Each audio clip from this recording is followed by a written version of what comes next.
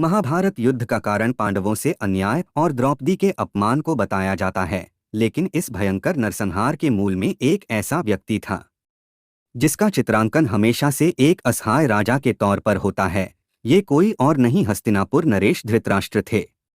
एक जन्मांध की क्रूरता की करतूतें ऐसी रहीं जिसने न सिर्फ राज्य का सर्वनाश कराया बल्कि अपने कुल को भी पूरी तरह मिटाकर छोड़ा। धृतराष्ट्र बेहद क्रूर और निर्दयी थे और इस आदत के चलते वह जन्म से मृत्यु तक परिवार के लिए मुसीबत बने रहे।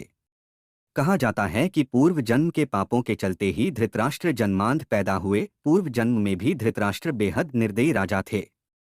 एक बार वे सैनिकों के साथ राज्य भ्रमण पर गए तो उनकी नज़र तालाब में बच्चों के साथ अटखेलियां करते हंस के परिवार पर पड़ी। मगर अपनी क्रूर मनोदशा के चलते उन्होंने सैनिकों से हंस की आंख निकलवा ली। दर्द से बिलखते हंस की असहनीय दर्द से मौत हो गई। बच्चे भी मृत्यु को प्राप्त हो गए। मरते हुए हंस ने उन्हें श्राप दिया कि तुम्हारी भी यही दुर्दशा होगी।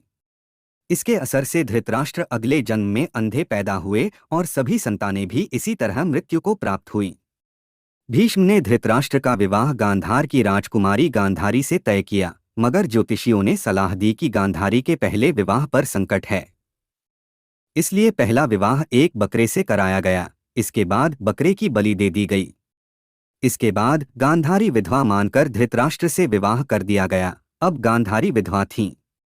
इसका पता लगने पर आग बबूला धृतराष्ट्र को शक हुआ कि न जाने किस कारण विवाहित गांधारी का पति मारा गया। धृतराष्ट्र ने धोखे के लिए अपने ससुर राजा सुबाल को माना और पूरे परिवार को कारागार में डाल दिया।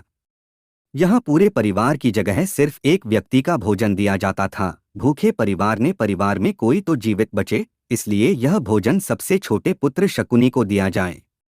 ऐसे में बाकी परिवार भूख से मर गया और शकुनी बहन गांधारी के साथ हस्तिनापुर में बचा रहा गया, जिसका बदला उसने कुरु वंश का सर्वनाश करवा कर लिया। धृतराष्ट्र जन्मांध ही नहीं, कामांध भी थे। गांधारी और उनके 100 पुत्र नहीं बल्कि 99 पुत्र और एक पुत्री दुशाला थे। इस दौरान गांधारी गर्भवती थीं तो धृतराष्ट्र ने राजमहल की दासी से अनाचार किया, जिससे युयुत्सु का जन्म हुआ। इस तरह कौरव 100 पूरे हुए। आहत दासी ने धृतराष्ट्र को दावाग्नि में भस्म होने का श्राप दिया। इस कारण उनकी मौत जंगल में जलने से हुई।